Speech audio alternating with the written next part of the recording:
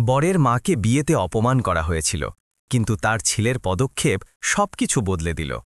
বন্ধুরা, একবার ভাবুন তো, বিয়ের দিনে যখন প্রত্যেক মা চান যে তার ছেলে সবচেয়ে বেশি খুশি থাকুক, ঠিক সেই দিনেই যদি বরের মাকে সবার সামনে অপমান করা হয়, আর সেই অপমানও এত বড় যে সকলের চোখ ছানা বড়া হয়ে যায়। কিন্তু গল্প এখানেই শেষ হয় না। ছেলে এমন এক পদক্ষেপ নিল যা কেবল বিয়ে নয়, বরং পুরো জীবনের মোড় ঘুরিয়ে দিল। কি ছিল সেই পদক্ষেপ? মা ছেলে কিভাবে এই অপমানকে তাদের শক্তিতে পরিণত করল, আর কিভাবে এই ঘটনা সবাইকে এক বড় শিক্ষা দিল? এই ভিডিওটি শেষ পর্যন্ত অবশ্যই দেখবেন, কারণ শেষে লুকিয়ে আছে সেই সত্য যা হয়তো আপনার ভাবনাকেও পাল্টে দেবে। যদি আপনার এমন গল্প পছন্দ হয়, তবে চ্যানেলটি সাবস্ক্রাইব করতে আর ভিডিওতে লাইক দিতে ভুলবেন না। আসুন শুরু করি আজকের কাহিনী। লখনৌয়ের এক জমকালো বিবাহ হলে আলো ঝলমল করছিল। চারপাশে ফুলের সুগন্ধ, ঝাড় লণ্ঠনের দ্যুতি আর শত শত অতিথির আনাগোনা ছিল। সবাই কোণে প্রিয়া কাপুরের সৌন্দর্য এবং তার পরিবারের আভিজাত্যের প্রশংসা করছিল। সবকিছু যেন কোনো স্বপ্নের মতো লাগছিল। কিন্তু ঠিক সেই মুহূর্তে সেই ঝলমলে আলোর মাঝে এমন এক ঘটনা ঘটল যা পুরো পরিবেশকে স্তব্ধ করে দিল। মঞ্চে বসা বর অর্জুন শর্মায়ের মা ৭০ বছর বয়সী সাবিত্রী দেবী ধীরে ধীরে এগিয়ে এলেন। তিনি একটি সাধারণ পুরনো শাড়ি পরেছিলেন। মুখে ভাঁজ ছিল, কিন্তু চোখে গভীর মমতা আর স্নেহ ঝলকে উঠছিল। অর্জুন তাকে সম্মানের সাথে মঞ্চে ডাকল, যাতে সবাই জানতে পারে যে তিনিই সেই নারী যিনি তাকে লালন পালন করে বড় করেছেন। কিন্তু এই আদরপূর্ণ মুহূর্তটিকে সম্মান জানানোর বদলে হলের মধ্যে ফিসফিসানি আর কটাক্ষের গুঞ্জন শুরু হল। এটাই বরের মা? কিছু লোক মুখ টিপে হাসতে হাসতে বলছিল। কোণে প্রিয়ার মুখ থেকে হাসি উধাও হয়ে গেল এবং তার মা সুনিতা কাপুরের মুখ রাগে লাল হয়ে উঠল। আর ঠিক তখনই সবার চোখের সামনে সুনিতা ইশারা করল। এক ভৃত্য একটি বড় বালতি নিয়ে এলো, যাতে নোংরা দুর্গন্ধযুক্ত নালার জল ভর্তি ছিল। এক মুহূর্তও না ভেবে সুনিতা সেই জল সাবিত্রী দেবীর মাথার ওপর ঢেলে দিল। জল তার মুখ বেয়ে গড়িয়ে পুরনো কাপড়গুলোকে ভিজিয়ে দিল। পুরো হল স্তব্ধতায় ডুবে গেল। বর অর্জুনের বুক কেঁপে উঠল, তার চোখ লাল হয়ে গেল, কিন্তু সে শান্তভাবে দাঁড়িয়ে রইল। সবাই ভাবছিল এখন সে কি করবে। সে কি এই অপমান চুপচাপ সহ্য করে নেবে, নাকি পরিস্থিতি বদলানোর জন্য এমন কিছু করবে যা কেউ স্বপ্নেও ভাবেনি? বারাণসীর এক শীতের সকাল ছিল। ডিসেম্বরের কুয়াশা গঙ্গার তীরে ছড়িয়েছিল। শিশিরের ফোঁটা ঘাসের ওপর চিকচিক করছিল, আর সূর্যের প্রথম রশ্মি মাটির গন্ধের সাথে মিশে এক অদ্ভুত শান্তি দিত। গ্রামের শেষ প্রান্তে একটি পুরনো বাড়ি দাঁড়িয়েছিল। ভাঙা দেওয়াল, ছাদে জমা শ্যাওলা আর কাঠের দরজা যা প্রতিবার খোলার সময় ক্যাচ ক্যাচ শব্দ করত। এটাই ছিল অর্জুন শর্মা এবং তার মা সাবিত্রী দেবীর ঠিকানা। অর্জুন ২৮ বছর বয়সী, সাধারণ কুর্তা পাজামা পরে হাতে ঝাঁটা নিয়ে দরজা থেকে বের হল এবং উঠোন পরিষ্কার করতে শুরু করল। তার মা খাটে বসেছিলেন, মোটা শাল গায়ে জড়িয়ে, হাতে গরম চায়ের পেয়ালা। তিনি হেসে জিজ্ঞেস করলেন, বেটা, কিছু খেয়েছ? অর্জুন সামান্য হ্যাঁ বলে উত্তর দিল, প্রথমে উঠোন পরিষ্কার করি, তারপর মায়ের সাথে নাস্তা করব। এই বাড়িটা যদিও সাধারণ ছিল, কিন্তু তাতে সম্পর্কের উষ্ণতা ছিল। মা ছেলের জীবনটা ছিল সাদাসিধে। জল ভরা, কাপড় কাচা, রান্না করা সব অর্জুনই করত। সাবিত্রী দেবী ছেলেকে দেখে গর্ব অনুভব করতেন, কারণ তিনি তাকে শিখিয়েছিলেন যে আসল সম্মান ধন দিয়ে নয়, বরং কর্ম এবং সংস্কার দিয়ে পাওয়া যায়। গ্রামের লোকেরা অর্জুনকে একজন সাধারণ যুবক হিসাবেই জানত। কারোরই জানা ছিল না যে সেই যুবকই দিল্লির শর্মা গ্রুপ কোম্পানির আসল মালিক। কিন্তু অর্জুনের কাছে এই রহস্য লুকিয়ে রাখাই ছিল শান্তির কারণ। সে দুনিয়ার জাঁকজমক থেকে ক্লান্ত ছিল এবং কেবল সত্যি মন নিয়ে বাঁচতে চাইত। কেবল তার মা এবং তার ছোটবেলার বন্ধু রোহিত বর্মাই তার আসল পরিচয় জানত। রোহিত প্রায়ই বলত, ভাই, তুই যতই বড়লোক হয়ে যাস, আমাদের জন্য তুই সেই অর্জুনই থাকবি যে মাটিতে খেলা করত। অর্জুন প্রতিবার এটা শুনে হেসে দিত। গ্রামের ছেলেমেয়েরাও তাকে খুব মানত। সে মাঝে মাঝে তাদের পড়াশোনায় সাহায্য করত, কখনো বা ঘুড়ি ওড়াতে। সন্ধ্যায় সে প্রায়ই গঙ্গার ধারে বসে থাকত। সেখানে সাধু সন্তরা মন্ত্রোচ্চারণ করত, প্রদীপ জ্বলত আর ঢেউয়ের উপর ভাসত। অর্জুনের চোখে একটা প্রশ্ন থাকত, এমন কি কেউ মিলবে যে তাকে কেবল তার মানুষ হবার জন্য ভালোবাসবে, তার ধন সম্পদের জন্য নয়? সাবিত্রী দেবী তার এই অস্থিরতা বুঝতে পারতেন। তিনি জানতেন যে ছেলের মন মজবুত, কিন্তু কোথাও না কোথাও শূন্যও ছিল। সেদিনও যখন সূর্য ওপরে উঠল, অর্জুন তার পুরনো মোটরসাইকেল বের করল। মা ওড়না দিতে দিতে বললেন, ঠান্ডা পড়েছে বেটা, সাবধানে থেকো। সে হেসে মাথা নাড়ল এবং শহরের দিকে বেরিয়ে পড়ল। গ্রামের সরু গলিগুলো দিয়ে যাওয়ার সময় তার মোটরসাইকেলের আওয়াজ দূরে মিলিয়ে গেল। সাবিত্রী দেবী দরজায় দাঁড়িয়ে রইলেন, চোখে আশীর্বাদ আর গর্ব। তিনি জানতেন না যে আজকের দিনটি অর্জুনের জীবনকে নতুন দিশা দিতে চলেছে। পথে ভাগ্য তার জন্য এমন কিছু লিখে রেখেছিল যার ফলে তার পৃথিবী চিরতরে বদলে যেতে চলেছে। অর্জুন সেদিন শহরে গিয়েছিল, কিন্তু ফেরার সময় তার মনটা অদ্ভুত ভারাক্রান্ত ছিল। পথে তার এক পুরনো বন্ধুর কথা মনে পড়ল, সেই বন্ধু যে কেবল তার টাকার জন্যই তার কাছে এসেছিল, আর যখন সত্যিটা জানতে পারল তখন তাকে ছেড়ে চলে গেল। সেই ঘটনাটি তার আত্মার ওপর গভীর ছাপ ফেলে দিয়েছিল। সেই দিন থেকে অর্জুন পণ করেছিল যে তার আসল পরিচয় এবং সম্পদ তার জীবনের অংশ নয়, বরং একটি গোপন বিষয় থাকবে। সন্ধ্যা নামছিল, গ্রামের গলিগুলোতে মানুষ উনুনে রান্না করছিল, ছেলে মেয়েদের হাসি শোনা যাচ্ছিল। অর্জুন ধীরে ধীরে নিজের বাড়িতে পৌঁছাল। দরজায় সাবিত্রী দেবী রোদ পোহাচ্ছিলেন, কোলে উলের গোছা আর হাতে বোনার আটা। ছেলেকে আসতে দেখে তিনি আদর করে হেসে বললেন, এসে গেছ বেটা, ঠান্ডা বেশি ছিল তাই না? অর্জুন মায়ের পাশে বসে গেল। কিছুক্ষণ চুপ থাকার পর সে মৃদুস্বরে বলল, মা, কখনো কখনো মনে হয় আমি অন্যদের কাছে মিথ্যা বলছি। সবাই আমাকে একজন সাধারণ মানুষ মনে করে, অথচ সত্যিটা আলাদা।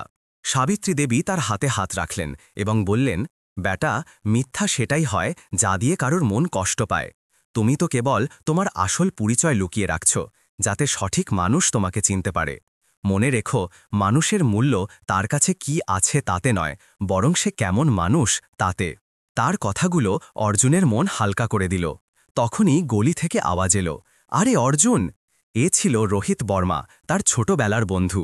সে ঘরে ঢুকেই বলল, ভাই, কাল আমার খেতে কাজে যেতে হবে, চল একসাথে যাব। অর্জুন হেসে ফেলল। দুই বন্ধু অনেকক্ষণ ধরে গ্রামের গল্প করল। যাওয়ার সময় রোহিত বলল, দেখ অর্জুন, যদি কখনো বিয়ের কথা ভাবিস তবে এমন মেয়ে বেছে নিস যে তোর মায়ের সম্মান করতে জানে, বাকি সব কথা পরে আসে। ওই রাতে অর্জুন গঙ্গার ধারে গেল না, বরং কাছেই হাট বাজারে কিছু জিনিস আনতে গেল। সেখানে সে দেখল একজন বৃদ্ধ লোক সবজির বোঝা তুলতে কষ্ট পাচ্ছে। অর্জুন কিছু না বলে সেই বোঝা তুলে নিল এবং তার বাড়ি পর্যন্ত পৌঁছে দিল। বৃদ্ধ আশীর্বাদ দিল, বেটা, ভগবান তোমার মঙ্গল করুক। অর্জুন হাসল। এটাই সেই শান্তি ছিল যা সে খুঁজে ফিরছিল, এমন শান্তি যা ধন দিয়ে মেলে না। বাড়ি ফিরে সে অনেকক্ষণ ছাদের ওপর বসে রইল। ঠান্ডা বাতাস তার মুখে লাগছিল আর আকাশে তারা জ্বলছিল। তার মনে একটাই প্রশ্ন ঘুরছিল, সত্যি কি এমন কেউ হবে যে তাকে কেবল অর্জুন মনে করে ভালোবাসবে? সে জানত না যে খুব শীঘ্রই তার এই আকাঙ্ক্ষা পূর্ণ হতে চলেছে। ভাগ্য তার পথে এমন একটি মেয়েকে পাঠাতে চলেছিল যে তার জীবনকে চিরতরে বদলে দেবে। লখনৌয়ের এক শীতের সন্ধ্যা ছিল। ডিসেম্বরের হালকা কুয়াশা শহর ঢেকে রেখেছিল এবং বিশ্ববিদ্যালয়ের অডিটোরিয়ামে আলো ও ভিড় ছিল। আলোচ্য বিষয় ছিল সাফল্য এবং জীবনের মূল্য। শ্রোতাদের মধ্যে ছাত্রছাত্রী, শিক্ষক এবং ব্যবসায়ী পরিবারের কিছু লোক উপস্থিত ছিল। যখন অর্জুন শর্মা মঞ্চে পৌঁছাল, তখন তার সাধারণ নীল শার্ট এবং শান্ত স্বভাব সবাইকে অবাক করে দিল। কিন্তু যেই সে কথা বলা শুরু করল, পুরো হল নিস্তব্ধ হয়ে গেল। সে বলল যে মানুষের মূল্য তার পকেট দিয়ে নয়, বরং তার সংস্কার দিয়ে মাপা উচিত। ধন এবং খ্যাতি ক্ষণিকের, কিন্তু পরিবার এবং সম্মান জীবনভর সাথে থাকে। তার কথাগুলো সরল ছিল কিন্তু গভীর ছিল। মুহূর্তের মধ্যে করতালির শব্দে অডিটোরিয়াম গমগম করে উঠল। ভিড়ের মধ্যে পেছনে বসে থাকা প্রিয়া কাপুর চুপচাপ তাকে দেখছিল। 25 বছর বয়সী সেই যুবতী কাপুর পরিবারের একমাত্র মেয়ে ছিল। রূপে এবং আত্মবিশ্বাসে সে ছিল অদ্বিতীয়। প্রথমে সে অর্জুনকে কেবল একজন সাধারণ বক্তা ভেবেছিল, কিন্তু তার চোখের গভীরতা এবং তার কথার সত্যতা তার মন ছুঁয়ে গেল। অনুষ্ঠান শেষ হবার পর প্রিয়া ভিড় ঠেলে তার কাছে পৌঁছাল এবং হেসে বলল, আপনার কথাগুলো মন ছুঁয়ে গেল। আজকাল লোকে কেবল সাফল্যের ঝলক দেখায়, কিন্তু আপনি তার পেছনের সত্যটা বললেন। অর্জুন বিনয়ের সাথে হাত জোড় করে বলল, ধন্যবাদ, আমি কেবল সেটাই বলেছি যা মা আমাকে শিখিয়েছেন। তারা দুজন ধীরে ধীরে কথাই জড়িয়ে পড়ল। প্রিয়া তার পরিবার, পড়াশোনা এবং লখনৌয়ের জাঁকজমকের কথা বলল। অন্যদিকে অর্জুন গ্রামের কথা, গঙ্গা ঘাট এবং তার মায়ের কথা বলল। কিন্তু যখন প্রিয়া সহজভাবে জিজ্ঞেস করল যে সে কোন কোম্পানিতে কাজ করে, তখন অর্জুন কেবল হেসে এড়িয়ে গেল এবং বলল যে সে সাধারণ একটা কাজ করে, এটুকুই যথেষ্ট। প্রিয়া তার উত্তম মনোযোগ দিয়ে শুনল এবং তার মুখে কিছু খুঁজে বের করার চেষ্টা করল। তার সামান্য অবাক লাগল, কারণ কিছুদিন আগে এক আত্মীয়র কাছ থেকে সে শুনেছিল যে বারাণসীতে এক যুবক আছে যে এক বড় পরিবারের উত্তরাধিকারী। সে ভাবল, এ কি সেই লোক হতে পারে? কিন্তু সে তার কৌতূহল সেই মুহূর্তে দমন করল। বাইরে বেরোনোর সময় তার মনে একটাই প্রশ্ন ঘুরছিল, যে এই মানুষটা দেখতে সাধারণ লাগলেও এর পেছনে নিশ্চয়ই কিছু বিশেষ আছে। অন্যদিকে অর্জুনও সারা রাস্তা এটাই ভাবছিল যে এই মেয়েটি সবার থেকে আলাদা লাগল, কিন্তু তার ভেতরেও কি সেই একই ভণ্ডামি এবং আশা লুকিয়ে আছে যা থেকে সে পালিয়ে এসেছে। দুজনেই যার যার বাড়ি ফিরে গেল, কিন্তু এই সাক্ষাতের প্রভাব ছিল গভীর। এটা ছিল সেই মোড়ের শুরু, যা আগামী সময় তাদের জীবনকে পুরোপুরি বদলে দিতে চলেছিল। প্রথম সাক্ষাতের পর অর্জুন এবং প্রিয়া ধীরে ধীরে একে অপরের আরও কাছে আসতে লাগল। তারা কখনো কোনো বিশ্ববিদ্যালয়ের সেমিনারে দেখা করত, কখনো শহরের ছোট ক্যাফেতে, আর কখনো বা বাজারের ভিড়ে। প্রতিবারই তাদের কথোপকথন দীর্ঘ হতো এবং সম্পর্ক গভীর হতে লাগল। প্রিয়ার কাছে অর্জুনের সরলতা এবং তার চিন্তাধারার ধরন ভালো লাগতে শুরু করল। সে দেখত যে অর্জুন প্রায় ছোটখাটো জিনিসে আনন্দ খুঁজে নেয়। কখনো কোনো শ্রমিককে জল পান করিয়ে দেয়, কখনো রাস্তায় খেলা করা বাচ্চাদের মিষ্টি বিতরণ করে। এই সব দেখে প্রিয়ার মনে হতো যে সে সেই সব লোকদের থেকে একেবারে আলাদা, যাদের সাথে সে এতদিন পর্যন্ত দেখা করেছে। একবার প্রিয়া তাকে একটি দামি রেস্টুরেন্টে যাওয়ার প্রস্তাব দিল, কিন্তু অর্জুন হেসে বলল যে কেননা কোনো ধাবায় বসে চা পরোটা খাওয়া যাক। প্রিয়া প্রথমে চমকে গেল, তারপর রাজি হয়ে গেল। সেখানে মাটির সুগন্ধ, তন্দুরের গরম এবং সাধারণ মানুষের আনাগোনায় সে এক অনন্য শান্তি অনুভব করল। খেতে খেতে সে অর্জুনকে বলল, তোমার সাথে থাকলে মনে হয় যেন জীবনকে নতুন দৃষ্টিকোণ থেকে দেখছি। অর্জুন হালকা হেসে কেবল এটুকুই বলল, আসল জীবন এখানেই, বাকি সব লোক দেখানো। এই কথাটা প্রিয়ার মনকে আরও ছুঁয়ে গেল। সময় গড়ানোর সাথে সাথে প্রিয়া অর্জুনের সম্পর্কে আরও জানতে চাইল। সে তার কাজ এবং পরিবার সম্পর্কে বেশ কয়েকবার জিজ্ঞেস করল, কিন্তু অর্জুন সবসময় কোনো না কোনোভাবে কথা ঘুরিয়ে দিত। এই রহস্য প্রিয়াকে আরও আকর্ষণ করত। তার মনে পড়ল যে কিছুদিন আগে এক আত্মীয় বলেছিল যে বারাণসীতে এক যুবক আছে যে কোনো বড় পরিবারের উত্তরাধিকারী। প্রিয়া ভাবতে লাগল, এ কি সেই হতে পারে? কিন্তু সে নিজের প্রশ্ন প্রকাশ করল না, কেবল চুপচাপ তার সাথে সময় কাটাতে লাগল। এর মাঝে সে অর্জুনের কথা তার মা সুনিতা কাপুরের কাছেও বলল। শুনে সুনিতা ভ্রু কুঁচকে বললেন, দেখো প্রিয়া, বিয়ে কেবল তার সাথেই করবে যে আমাদের স্তরের হবে। এই গ্রামের ছেলেদের সাথে কোনো মিল হয় না, আমাদের সম্মান দেখতে হবে। প্রিয়া কিছু বলল না, কিন্তু তার হৃদয়ে অর্জুনের ছবি আরও গভীরে গেঁথে গেল। তার মনে হল যে সম্ভবত সেই তাকে সত্যিই বুঝতে পারে। এদিকে অর্জুনও ধীরে ধীরে প্রিয়ার সাথে সহজ হতে শুরু করল। সে তার মা সাবিত্রী দেবীর কাছেও প্রিয়ার কথা বলল। এক সন্ধ্যায় যখন সে বাড়ি ফিরল, তখন সাবিত্রী দেবী দেখলেন যে ছেলে অস্বাভাবিকভাবে খুশি। তিনি হেসে জিজ্ঞেস করলেন, বেটা, কোনো বিশেষ কথা?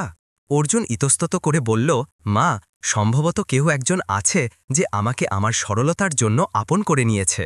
সাবিত্রী দেবী তার মাথায় হাত বুলিয়ে আশীর্বাদ দিলেন, কিন্তু মনে এই চিন্তাও লুকিয়ে রইল যে এই সম্পর্কও যেন সেই বহু সম্পর্কের মতো না হয় যেখানে লোকেরা কেবল বাহ্যিক আকর্ষণ থেকে কাছে আসে। অর্জুন এবং প্রিয়ার দেখা সাক্ষাৎ চলতে থাকল, কখনো গঙ্গাঘাটে হাঁটতে হাঁটতে, কখনো ছোট বড় মেলায় ঘুরে। দুজন হাসত, কথা বলত এবং ধীরে ধীরে তাদের মধ্যে একটি ঘনিষ্ঠতা বাড়তে লাগল। তবে অর্জুন তখনও ভাবত যে এই সম্পর্ক কি সত্যিই খাঁটি। তার বিশ্বাস ছিল যে সত্য সামনে এলেই প্রিয়ার মনের আসল চেহারা দেখা যাবে, এবং সেই সময় আর দূরে ছিল না। বারাণসীর ঠান্ডা রাত ছিল, উঠোনে আঙিঠি আগুনের পাত্র জ্বলছিল এবং হালকা কুয়াশা বাতাসে মিশেছিল। সাবিত্রী দেবী খাটে বসে উলের কাজ করছিলেন, যখন অর্জুন পাশেই চুপচাপ বসেছিল। বিয়ের প্রস্তুতির খবর চারদিকে ছিল। লখনৌতে কাপুর পরিবার হোটেল বুক করে ফেলেছিল। ঝাড় লণ্ঠন আর ফুল দিয়ে সাজানো হলগুলোর কথা মহল্লা পর্যন্ত পৌঁছে গিয়েছিল। সেখানে শান আর শওকতের পরিবেশ ছিল, কিন্তু অর্জুনের বাড়িতে সবকিছু সাধারণই ছিল। কোনো চাঞ্চাল্য নেই, শুধু রোজকার জীবনের মতোই। অর্জুন মায়ের দিকে তাকিয়ে বলল, মা, বিয়ে কাছাকাছি, কিন্তু মনে একটা অদ্ভুত অস্থিরতা। আমি চাই যে মেয়ের সাথে আমি জীবন বাঁধব সে আমাদের সেভাবেই আপন করে নিক, যেমন আমরা আছি। সাবিত্রী দেবী তার কথা শুনলেন এবং বুনাসরায় রেখে ধীরে ধীরে আলমারি খুললেন। সেখান থেকে তিনি একটি বাদামি রঙের শাড়ি বের করলেন, যার পাড় অনেকবার রফু সেলাই করে ঠিক করা হয়েছিল। তিনি শাড়িটিকে নিজের হাতে ছড়িয়ে ধরে বললেন, এটা সেই শাড়ি যা আমি তোর প্রথম জন্মদিনে পরেছিলাম। তোর বাবা অনেক কষ্টে এটা আমাকে কিনে দিয়েছিল, তখন থেকে এটিকে যত্ন করে রেখেছি। এখন আমি এটি তোর বিয়েতে পরব। অর্জুন শাড়িটিকে মনোযোগ দিয়ে দেখল। তার মনে সম্মান এবং চিন্তা দুটোই উথলে উঠল। সে বলল, কিন্তু মা, লোকে হাসবে, অপমান করবে। সাবিত্রী দেবী ছেলের হাত ধরে শান্ত স্বরে বললেন, অপমান তখনই হয় যখন মানুষ নিজের সংস্কার ভুলে যায়। যদি এই শাড়িতে কেউ আমাকে ছোট করে দেখে, তবে সেটা তাদের চিন্তার আয়না হবে। এই দিন আমরা সবার সামনে জানতে পারব যে প্রিয়া আর তার পরিবার আমাদের কিভাবে দেখে। উঠোনে কিছুক্ষণ নীরবতা রইল। আগুনের শিখা সাবিত্রী দেবীর মুখে পড়ছিল এবং তার চোখে দৃঢ়তা ঝলকাচ্ছিল। অর্জুন মাথা নিচু করল এবং ধীরে ধীরে বলল, ঠিক আছে মা, তোমার শক্তি থেকেই আমি সাহস পাই। এবার সত্যি সামনে আসবে। এদিকে লখনৌতে কাপুর পরিবারের প্রস্তুতি চরমে ছিল। হোটেলের লনে সোনালি আলো দিয়ে সাজসজ্জা হচ্ছিল। বড় শেফরা বিদেশি খাবার তৈরি করছিল এবং সুনিতা কাপুর অতিথিদের তালিকা পরীক্ষা করছিলেন। তিনি প্রিয়াকে বললেন, দেখিস, বিয়েতে সবার নজর আমাদের ওপর থাকবে। আমাদের নিজেদের হাইসিয়াত, ক্ষমতা, সামর্থ্য দেখাতে হবে। ছেলে ভালো হতে পারে, কিন্তু মনে রাখিস সমতার সম্পর্কই টেকে। প্রিয়া চুপচাপ মায়ের কথা শুনল, কিন্তু মনে মনে অর্জুনের সারল্য তাকে আরও আকর্ষণ করছিল। বারাণসীতে সেই সময়ে সাবিত্রী দেবী শাড়িটিকে ভাঁজ করে বালিশের নিচে রাখছিলেন।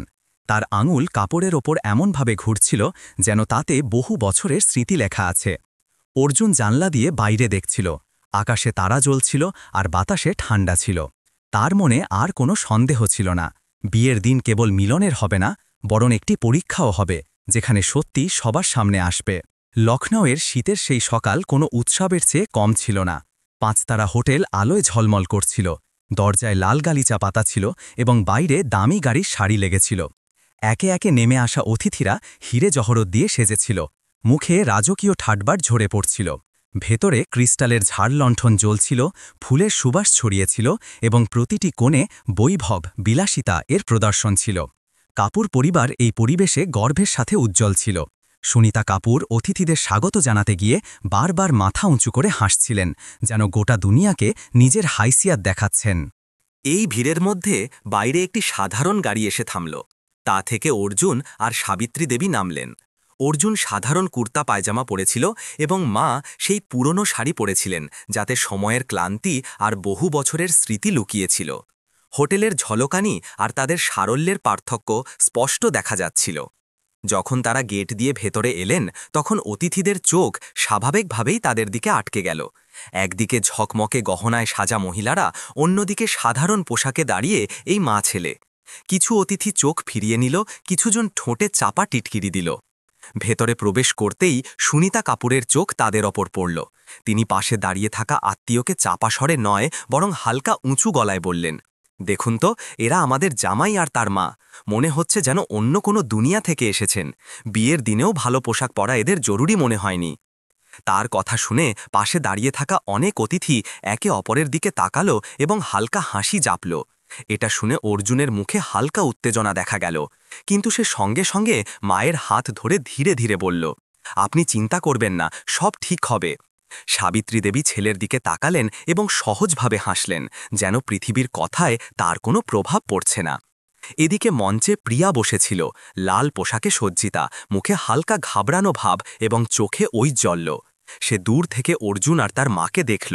তার হৃৎপিণ্ড এক মুহূর্তের জন্য ধক করে উঠল। সে অনুভব করল যে সবার নজর এখন তার দিকেই ঘুরছে।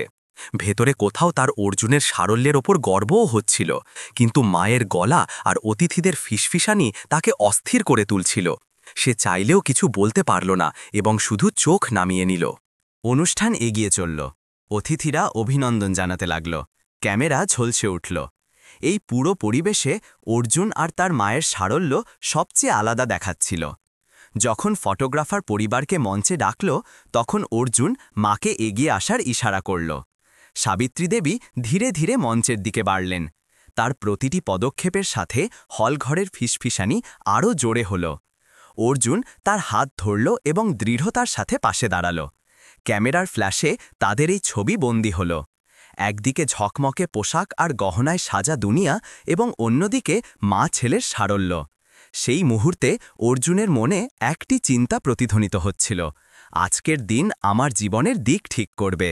মঞ্চে আলো জ্বলছিল, ক্যামেরার ফ্ল্যাশ ক্রমাগত চলছিল এবং অতিথিরা হাততালি দিচ্ছিল। অর্জুন মাকে নিজের পাশে দাঁড় করাতেই পুরো হলঘর ফিসফিসানিতে ভরে গেল। কিছু লোক হাসি চাপছিল, কিছুজন অবাক হয়ে দেখছিল। এর মধ্যে সুনিতা কাপুরের ধৈর্য ভেঙে গেল। তিনি মঞ্চে এলেন এবং উঁচু গলায় বললেন, অর্জুন, এটা কি তামাশা? এত বড় বিয়েতে নিজের মাকে এই অবস্থায় দাঁড় করানো আমাদের জন্য লজ্জার কথা। অর্জুন তার দিকে সরাসরি তাকালো এবং শান্ত স্বরে উত্তর দিল, লজ্জা তো তখন হতো যখন আমরা নিজেদের বড়দের সম্মান করতে ভুলে যেতাম। এটা শোনা মাত্র হলঘরে নীরবতা নেমে এলো। সুনিতা কাপুর পাশে দাঁড়ানো চাকরকে ইশারা করলেন। সে তাড়াতাড়ি এলো এবং তার হাতে একটি ঝলমলে নতুন শাড়ি দিল। সুনিতা সেটা সাবিত্রী দেবীর দিকে বাড়িয়ে দিয়ে বললেন, যদি আপনি আমাদের সমকক্ষ দেখাতে চান তবে এটা পরে নিন, নইলে দয়া করে মঞ্চ থেকে নেমে যান, কারণ আমাদের অতিথিদের সামনে এটা সহ্য করা হবে না। তার কথা বিদ্যুতের মতো আঘাত করল। পুরো হল হতবাক হয়ে গেল। অতিথিরা একে অপরের মুখের দিকে তাকাতে লাগল। কিছুজন মোবাইল তুলে রেকর্ড করতে লাগল। প্রিয়ার হৃৎপিণ্ড ধকধক করতে লাগল। সে মায়ের দিকে তাকালো, তারপর অর্জুন এবং তার মায়ের দিকে। তার ঠোঁট কাঁপল। সে কিছু বলতে চেয়েছিল, কিন্তু তখনই সুনিতা কাপুরের কঠোর দৃষ্টি তার ওপর পড়ল এবং তার কথা গলায় আটকে গেল। সাবিত্রী দেবী প্যাক করা শাড়ির দিকে তাকালেন, তারপর হালকা হাসির সাথে মাথা নাড়লেন।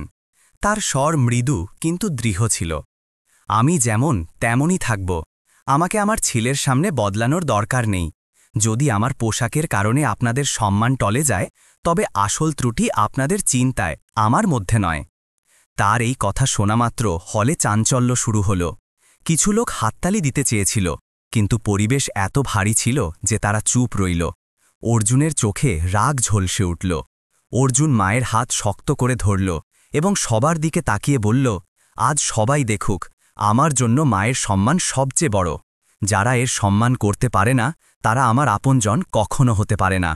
সুনিতা কাপুর হাসিতে অবজ্ঞা মিশিয়ে বললেন, যদি এই অবস্থা হয় তবে এই বিয়ে এগিয়ে যেতে পারে না। আমরা সোনা রূপার মধ্যে জীবনযাপন করি আর আপনারা ছেঁড়া পোশাকের মধ্যে। এটা সমতার সম্পর্ক কখনো হতে পারে না। তার আওয়াজ উঁচু এবং তিক্ত ছিল। পরিবেশ এখন উৎসবের নয়, বরং সংঘর্ষের হয়ে গেল। ক্যামেরা ক্রমাগত ঝলসাচ্ছিল। অতিথিরা নিজেদের আসন থেকে ঝুঁকে প্রতিটি কথা শুনছিল। প্রিয়ার চোখ থেকে জল গড়িয়ে পড়ল, কিন্তু তার পায়ে যেন শিকড় গেঁথে গেল। সেই মুহূর্তে অর্জুনের হৃদয়ে একটি কঠোর সিদ্ধান্ত আকার নিচ্ছিল। এই বিয়ে এখন সেভাবে সম্পন্ন হতে পারে না যেভাবে সবাই ভেবেছিল। হলঘরে গভীর নীরবতা নেমে এসেছিল। সুনিতা কাপুরের তিক্ত কথা এখনও প্রতিধ্বনিত হচ্ছিল। সবার নজর অর্জুনের ওপর আটকে গেল। ক্যামেরার ফ্ল্যাশ ক্রমাগত জ্বলছিল। অর্জুন মায়ের হাত শক্ত করে ধরল এবং সরাসরি মঞ্চের মাঝখানে গিয়ে দাঁড়াল। তার চোখে এখন কোনো দ্বিধা ছিল না। সে মাইক তুলল এবং স্পষ্ট স্বরে বলল, আজকের এই শুভ উপলক্ষে আমাকে একটি কঠিন সিদ্ধান্ত নিতে হচ্ছে। এই বিয়ে এখানেই সমাপ্ত হল। হল ঘরে চাঞ্চল্য শুরু হল। অনেক লোক চেয়ার ছেড়ে উঠে দাঁড়াল। প্রিয়ার মুখ সাদা হয়ে গেল, চোখ থেকে জল বইতে লাগল। কাঁপতে থাকা ঠোঁটে সে বলল, অর্জুন, এটা কি বলছো? কি সত্যি সব শেষ করে দেবে? অর্জুন তার দিকে তাকাল। স্বর শান্ত ছিল, কিন্তু প্রতিটি শব্দে কঠোরতা ছিল।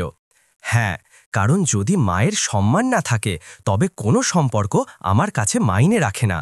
বিয়ে সারা জীবনের বন্ধন, এবং যদি শুরুটাই অপমান দিয়ে হয় তবে ভবিষ্যৎ কেমন হবে এটা বলার প্রয়োজন নেই। হল ঘরে ফিসফিসানি প্রতিধ্বনিত হতে লাগল। কিছু লোক মাথা নেড়ে সম্মতি জানাচ্ছিল। সুনিতা কাপুরের মুখ লাল হয়ে গেল। তিনি তীক্ষ্ণ হাসির সাথে বললেন, খুব বড় বড় কথা বলছো অর্জুন, কিন্তু মনে রেখো, তুমি আমাদের ঘরের মেয়েকে প্রত্যাখ্যান করেছ। এখন এই সমাজ তোমাকে কোথাও মুখ দেখানোর মতো রাখবে না। আমরা তোমাকে বরবাদ করে দেব। অর্জুন তার দিকে সরাসরি তাকালো এবং ঠান্ডা স্বরে বলল, যে সমাজে সম্মান, টাকা আর দাঁত দেখানো দিয়ে মাপা হয়, সেই সমাজে আমাকে গ্রহণ না করলেও চলবে। আমার মা আমাকে শিখিয়েছেন যে আসল সমৃদ্ধি মানুষত্বের মধ্যে থাকে, এবং আমি তার জন্যই দাঁড়িয়ে আছি। প্রিয়ার চোখ থেকে জল থামছিল না। সে সাহস জুগিয়ে এগিয়ে গেল। তার মন চিৎকার করছিল যে সে অর্জুন এবং সাবিত্রী দেবীর পাশে গিয়ে দাঁড়াক। এক মুহূর্তের জন্য সে ভাবল যে সবার সামনে গিয়ে মায়ের হাত ধরুক, কিন্তু তখনই সুনিতা কাপুরের তীব্র সতর্ক দৃষ্টি তার ওপর পড়ল। প্রিয়ার পা সেখানেই থেমে গেল। তার চোখে ব্যথা স্পষ্ট ঝরে পড়ছিল। মন অর্জুনের কাছে যেতে চাইছিল, কিন্তু মায়ের ভয় তাকে আটকাচ্ছিল। অর্জুন চারিদিকে দেখল। ক্যামেরা তার দিকে কেন্দ্রীভূত ছিল। অতিথিদের শ্বাস বন্ধ হয়ে গিয়েছিল। সে গভীর শ্বাস নিল এবং দৃঢ় কণ্ঠে বলল, এবার সময় এসেছে যে সবাই সত্য জেনে যাক আমি কে এবং কোথা থেকে এসেছি। এতটা বলে সে পকেট থেকে মোবাইল বের করল এবং কাউকে ফোন করল। তার চোখে এখন অটল বিশ্বাস ঝলসাচ্ছিল। হল ঘরে উপস্থিত প্রত্যেক ব্যক্তি অনুভব করছিল যে কোনো বড় রহস্য এখন ফাঁস হতে চলেছে। হল ঘরে নীরবতা ছেয়েছিল। সবার চোখ অর্জুনের ওপর ছিল, যেন অপেক্ষা করছিল যে সে এরপর কি বলবে। অর্জুন ধীরে ধীরে মাইক তুলল এবং শান্ত স্বরে বলল, আপনারা সবাই আমাকে এতদিন একজন গরিব মানুষ ভেবেছেন, কিন্তু আসল পরিচয় এখন সামনে আসবে। যেমনই সে হাত দিয়ে ইশারা করল, বাইরে থেকে ইঞ্জিনের গর্জন শোনা গেল। হোটেলের দরজায় বিলাসবহুল গাড়ির কাফেলা এসে থামল। সেই সব গাড়ি যা সাধারণত শুধু বড় শিল্পপতিদের সাথেই দেখা যায়। দরজা খুলতেই কালো স্যুট এবং চশমা পরা নিরাপত্তাকর্মী বাইরে এলেন। তাদের হাঁটার মধ্যে এমন শৃঙ্খলা ছিল যে পরিবেশ তৎক্ষণাৎ বদলে গেল। অতিথিরা চেয়ার ছেড়ে উঠে এই দৃশ্য দেখল। অনেক লোক তাদের ফোন থেকে রেকর্ড করা শুরু করল। নিরাপত্তা কর্মীরা মঞ্চের চারপাশে একটি বেষ্টনী তৈরি করল। অর্জুন পকেট থেকে একটি মোটা ফাইল বের করল এবং উঁচু গলায় বলল, আমি সেই কোম্পানির মালিক যা দেশের সবচেয়ে বড় বাণিজ্যিক সংস্থাগুলোর মধ্যে গণ্য হয় এবং যার ওপর কাপুর পরিবারের ব্যবসা নির্ভর করে। সে নথিগুলো সবার সামনে ওড়াল। কাগজে কোম্পানির নাম এবং লোগো স্পষ্ট ঝলসাচ্ছিল। হল ঘরে চাঞ্চল্য শুরু হল। লোক একে অপরের কানে ফিসফিস করতে লাগল, আরে এটা তো সেই কোম্পানি, মানে আসল মালিক এই। সুনিতা কাপুরের মুখ ফ্যাকাশে হয়ে গেল। কিছু মুহূর্ত পর্যন্ত তিনি কিছুই বলতে পারলেন না। তারপর তোতলাতে থাকা গলায় বললেন, এ তো ভুল বোঝাবুঝি হবে। অর্জুন, যদি সত্যিই তুমি মালিক হও, তবে আজকের ঘটনাকে উপেক্ষা করে দাও। এই সব কেবল একটি ভুল সময়ে বলা কথা ছিল। তার গলায় প্রথমবারের মতো গোঁড়ামি নয়, বরং ভয় ঝলসাচ্ছিল। অনেক অতিথি অবাক হয়ে তাদের দেখতে লাগল। অর্জুন ঠান্ডা হাসির সাথে উত্তর দিল, কথা কখনো ভুল হয় না। তারা মানুষের আসল চিন্তার আয়না হয়। আপনি সবার সামনে আমার মায়ের অপমান করেছেন। এরপর কোনো সমঝোতা সম্ভব নয়। সাবিত্রী দেবী শান্তভাবে দাঁড়িয়েছিলেন, কিন্তু তার চোখে গর্বের ঔজ্জ্বল্য ছিল।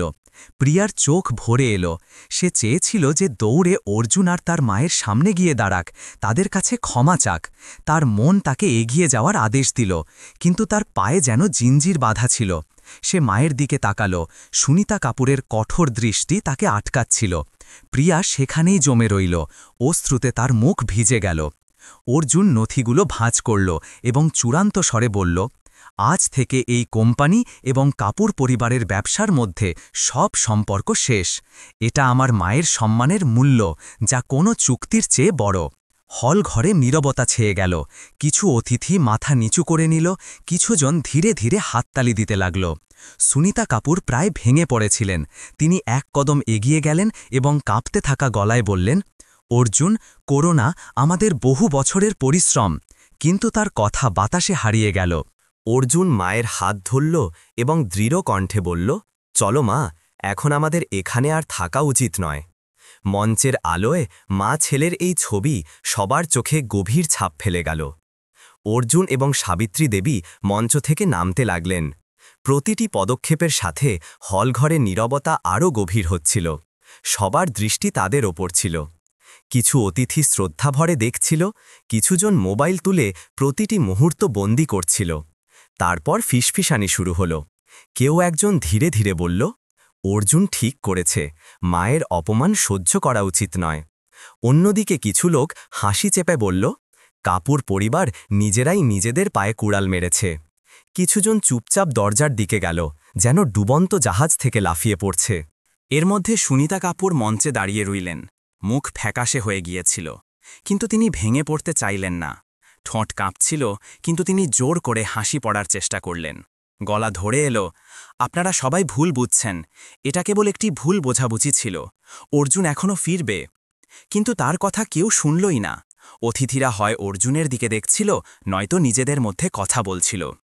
প্রিয়া একদম একা লাগছিল, তার চোখ জলে ঝাপসা হয়ে গিয়েছিল। সে এক মুহূর্তের জন্য গভীর শ্বাস নিল, ঠোঁট খুলল, অর্জুন, কিন্তু আওয়াজ বাইরেই এলো না।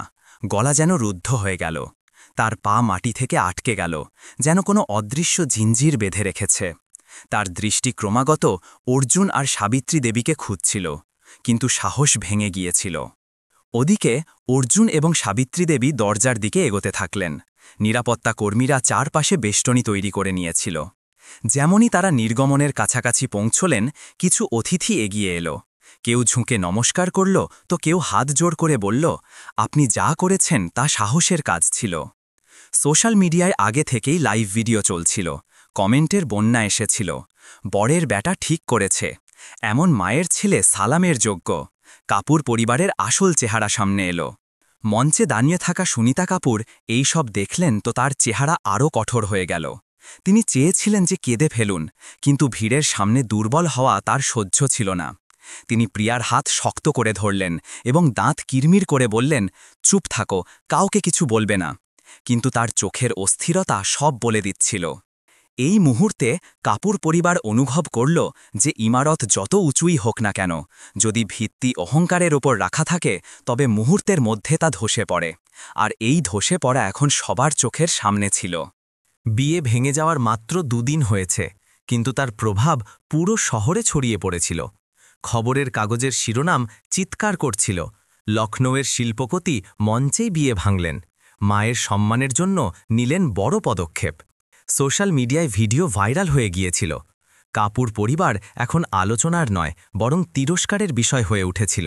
কাপুর হাউসের বাইরের দৃশ্য বদলে গিয়েছিল। যেখানে আগে ঝকঝকে গাড়ি দাঁড়িয়ে থাকত, সেখানে এখন নীরবতা।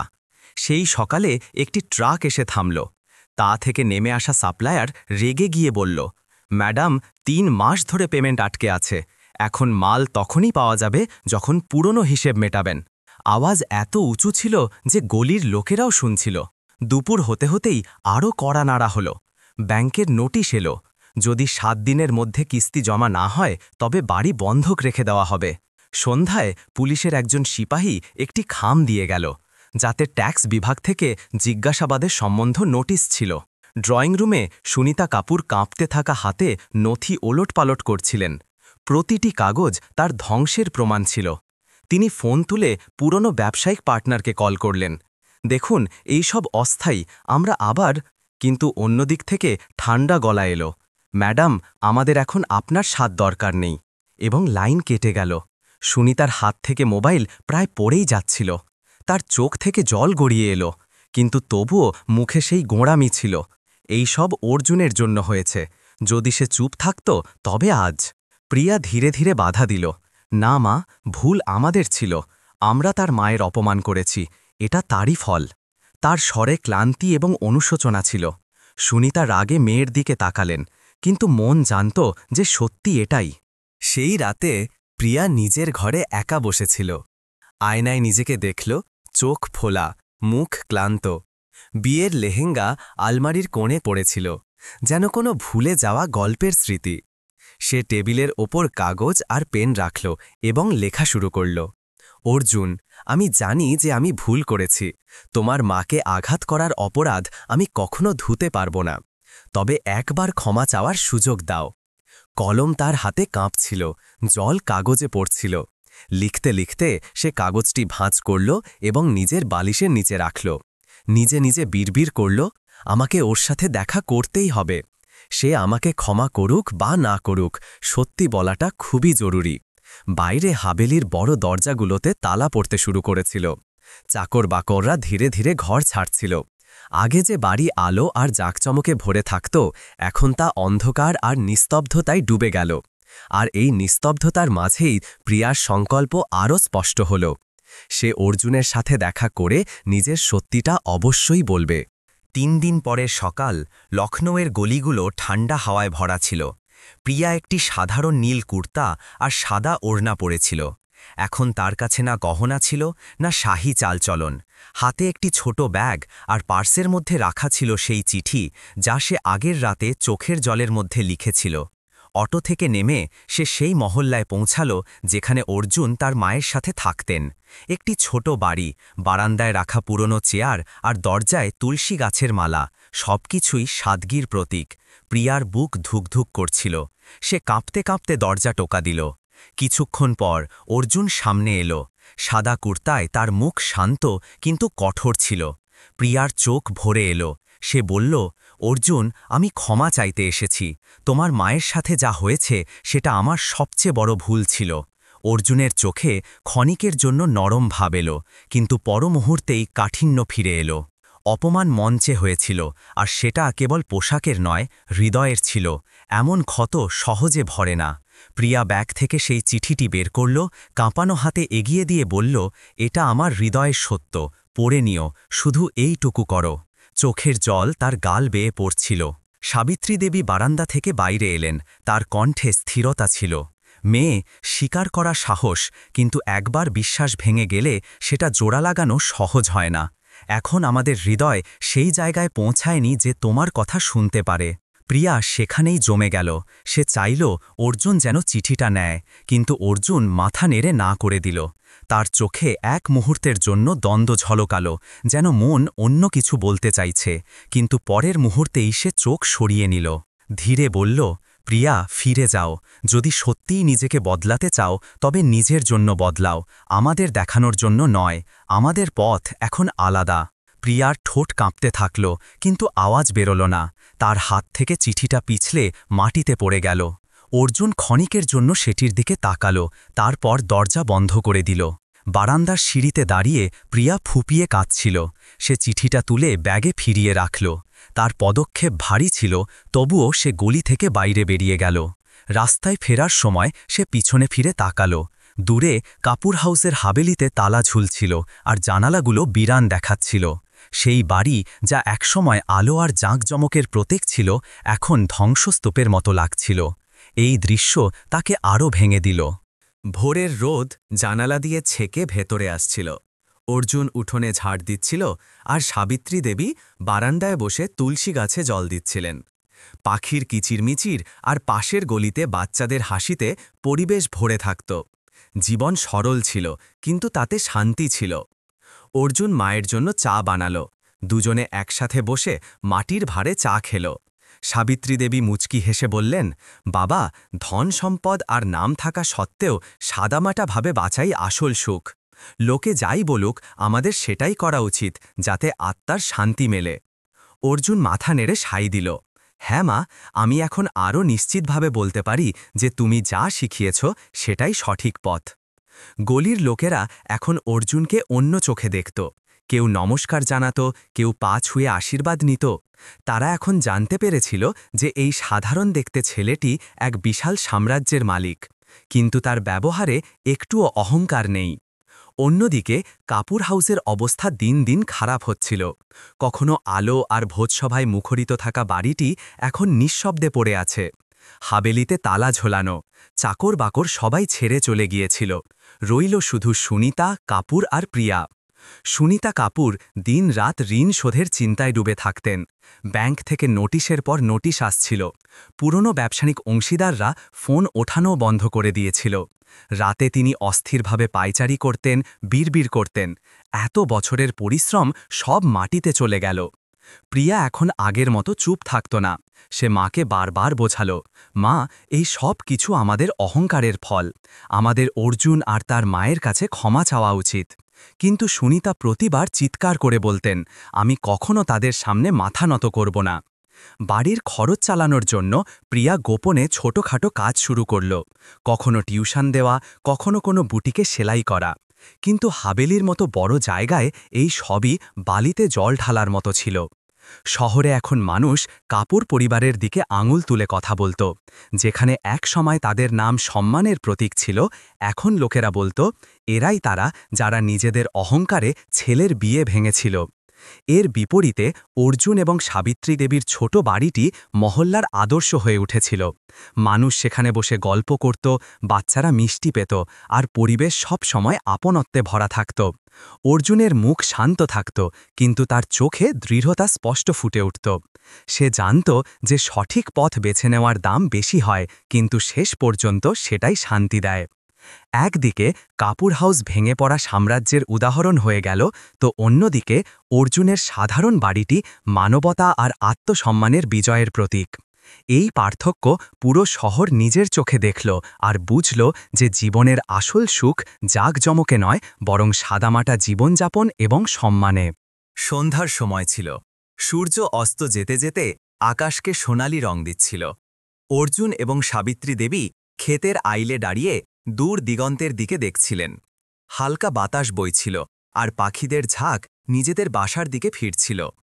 সাবিত্রী দেবী ছেলের দিকে তাকিয়ে বললেন, বাবা, জীবনে সবচেয়ে বড় দৌলত টাকা নয়, বরং সম্মান আর সম্পর্কের সত্যতা হয়। আজ তুমি সেই শিক্ষা পুরো সমাজকে দেখিয়েছ। অর্জুন মুচকি হাসল, মা, এই সবকিছু তোমার প্রতিপালনেরই ফল। যদি আমি ভুল করেও চুপ থাকতাম, তবে হয়তো তোমার চোখের দিকে তাকাতে পারতাম না। সেই মুহূর্তে মা ছেলে দুজনের চোখেই সন্তোষ ঝলক দিচ্ছিল। তারা অনেক কিছু হারায়নি, বরং পেয়েছিল আত্মসম্মান, সত্যতা এবং সমাজের বিশ্বাস। অন্যদিকে কাপুর হাউস এখন ইতিহাস হয়ে গিয়েছিল। সুনিতা কাপুর একা হয়ে অনুশোচনায় ডুবে গিয়েছিলেন। তাদের সাম্রাজ্য ভেঙে পড়েছিল এবং সমাজ তাদের প্রত্যাখ্যান করেছিল। প্রিয়া কঠোর পরিশ্রম করে দিন কাটাচ্ছিল, কিন্তু মনে এই বোঝা সবসময় ছিল যে সে নিজের জীবনের সবচেয়ে বড় ভুল সেদিনই করেছিল, যেদিন মায়ের পাশে দাঁড়ানোর জন্য অর্জুন আর তার মায়ের সামনে দাঁড়াতে পারেনি। শহরের মানুষ এখন এই গল্প প্রায়ই মনে করত।